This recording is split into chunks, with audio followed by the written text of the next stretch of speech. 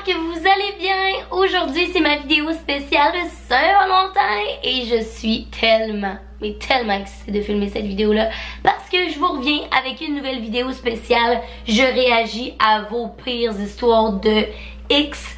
Et là, of course, on va parler de vos pires histoires de date parce que quoi de mieux que de rire des pires histoires de couple ou de vouloir se mettre en couple quand t'es célibataire pour te remonter le moral à Saint-Valentin. Yeah! Donc à tous mes célibataires out there, je vous supporte, je suis dans la même gang que vous, puis honnêtement, on est bien mieux de même parce que, you know what? Checkez ce qu'on fait live, on rit de tous les désastres des gens qui ont essayé de se mettre en couple, puis regardez ce que ça va avoir donné. Des histoires qui font que ça te donne pas le goût de dater. Avant de commencer la vidéo, je tenais quand même à vous inviter à vous abonner à ma chaîne si c'est pas déjà fait, ainsi qu'à tous mes autres réseaux sociaux. Et sur ce, ben c'est parti. Commençons dès maintenant. J'ai daté un gars dans un bar. Premièrement, il ressemblait zéro à ses photos et il puait un peu. Bref, je décide de rester quand même. On commence à prendre quelques verres et son ami vient nous rejoindre. Jusque là tout va bien, mais c'est à ce moment-là que tout se cache. C'est moi qui est la seule à trouver ça weird que son ami vienne le rejoindre quand vous êtes en date. Anyway, son ami en question raconte une blague et je ris, ce qui ne fait vraiment pas le plaisir de ma date, qui commence à crier. Depuis tantôt je te dis des blagues puis tu ris pas, puis mon ami en raconte une puis tu ris. Moi je croyais qu'il niaisait, alors j'ai rien dit, mais non. Il était encore plus fâché parce que je me suis mis à rire. Puis il s'est mis à pas répondre à mes commentaires, à prendre une chaise puis à la lancer. Il s'est fait sortir du bar puis moi j'ai quitté, troublée comme jamais. Le pire c'est que le lendemain, son ami m'a écrit pour me dire qu'il me trouvait belle et qu'il voulait me revoir. Ok. Premièrement, le gars il invite son ami à la date, mais il finit par être jaloux de son ami durant la date. Clairement que t'as un petit problème d'estime de toi-même, là, genre t'es vraiment pas bien dans ta peau, pis t'as pas confiance en tes moyens, fait que tu te dis je vais inviter un de mes amis, mais là dès qu'il arrive sur le champ, tu te sens un peu menacé parce que la fille va rire de la joke de l'autre. Qu'est-ce qui se passe dans ta tête?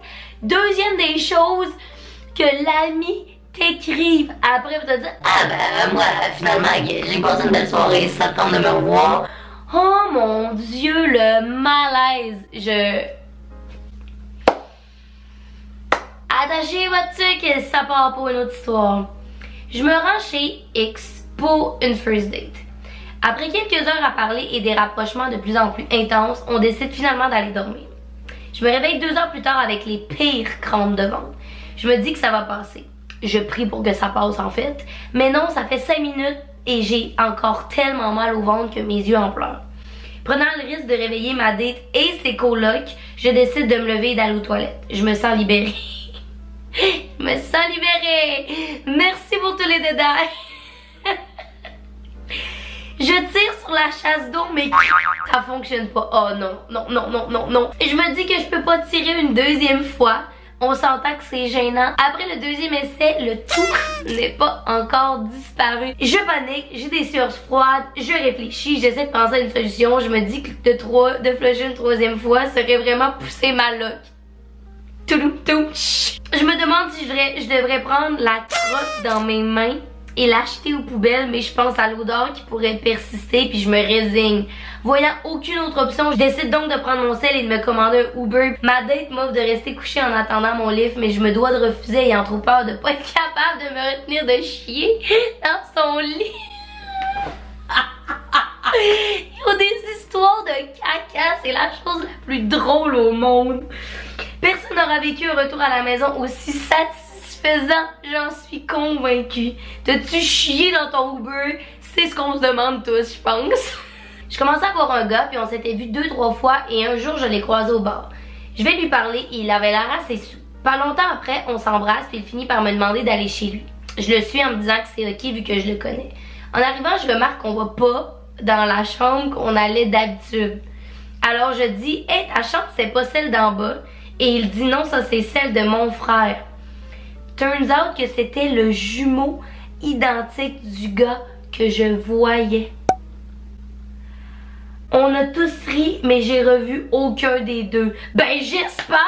C'est genre le pire malaise de l'histoire des malaises de l'humanité. Oh mon Dieu! Sans le savoir, tu t'es pogné les deux jumeaux. C'est fucking hilarant. À l'OM, donc ma pire date était une classique date Tinder. Le gars était dans la région pendant quelques jours, donc on a décidé d'aller prendre un verre. Mes amis étaient un peu plus loin dans le bar juste au cas où. Je te jure que j'ai pas regretté. J'arrive au bar en question et le gars est avec un ami. Il dit pas un hostie de mots de la soirée, donc j'ai presque seulement parlé avec son ami.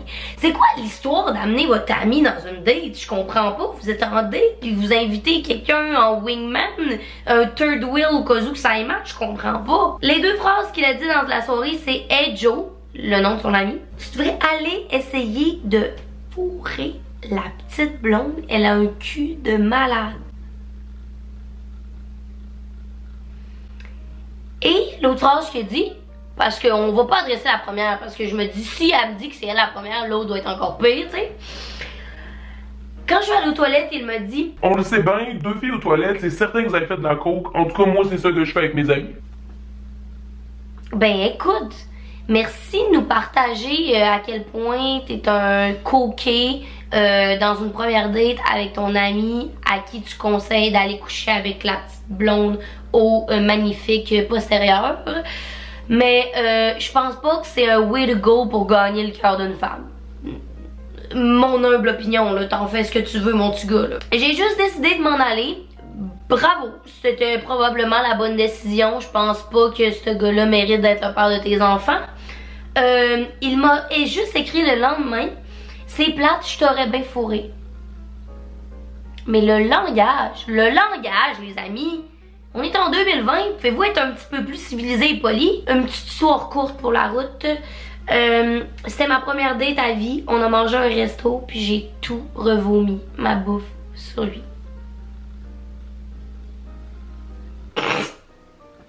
Je pensais que c'était une date.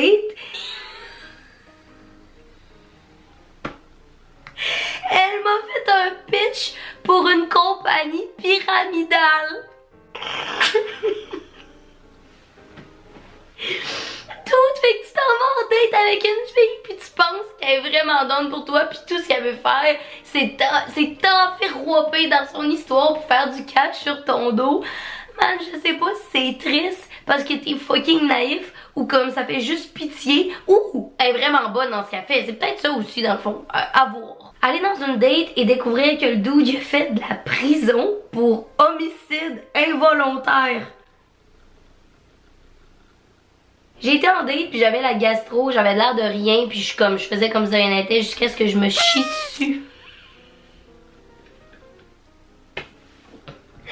Excusez l'histoire de pipi, caca, vomi, c'est la chose qui me fait le plus rire. Je sais pas pourquoi, j'ai 2 ans et demi d'âge mental. Non, non, je crois pas à cette histoire-là. Je n'y crois pas. Mon one night est resté chez moi pendant 3 jours parce qu'il disait qu'il était en fugue.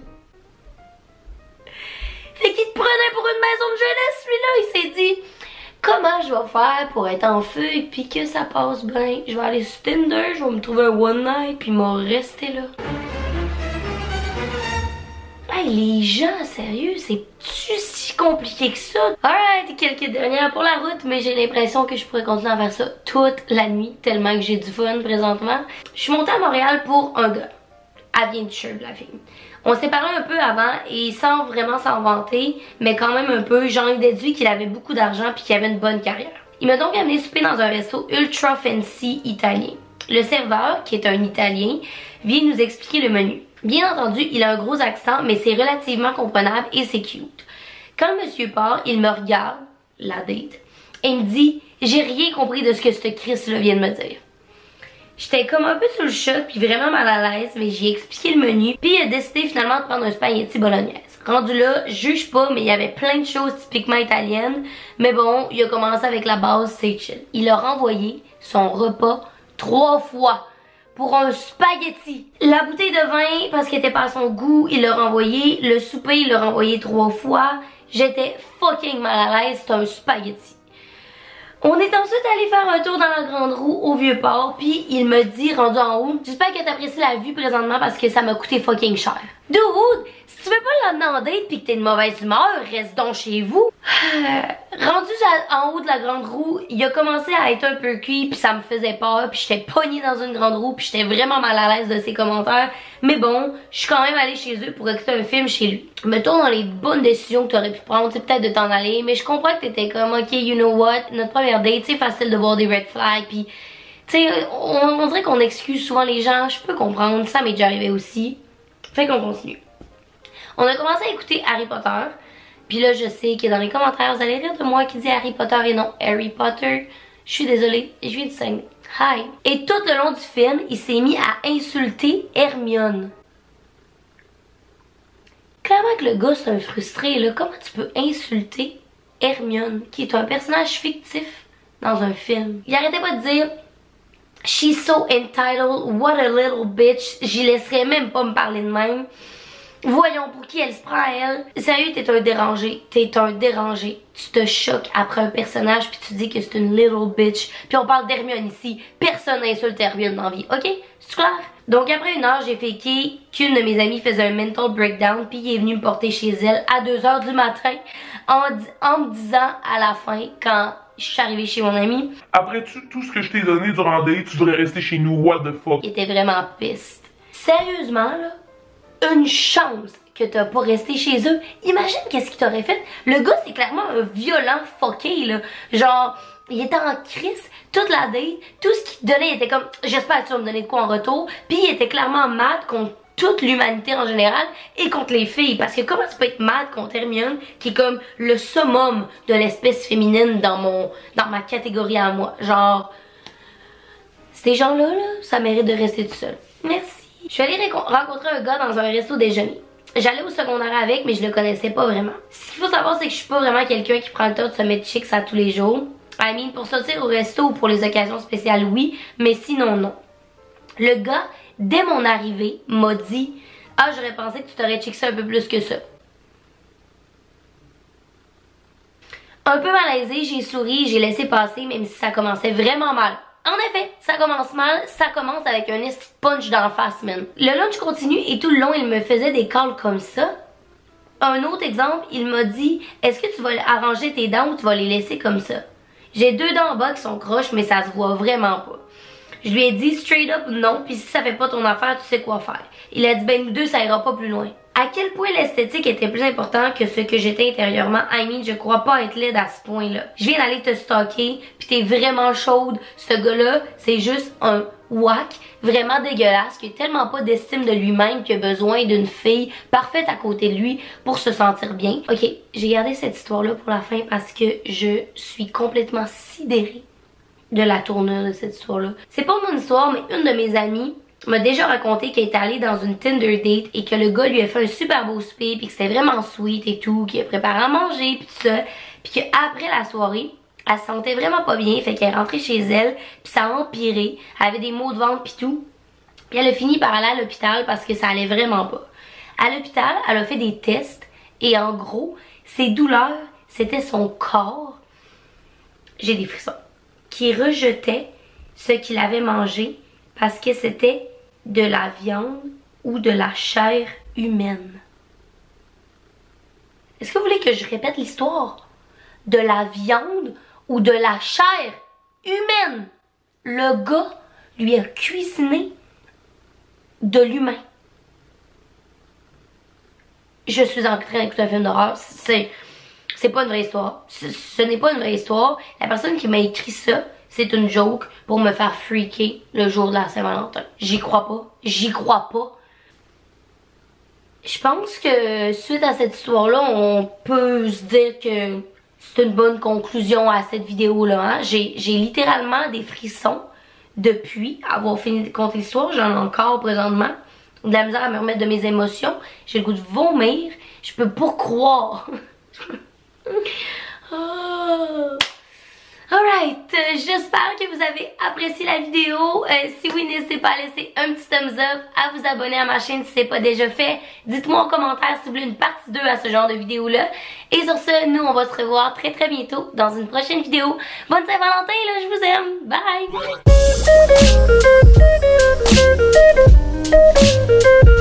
Bye!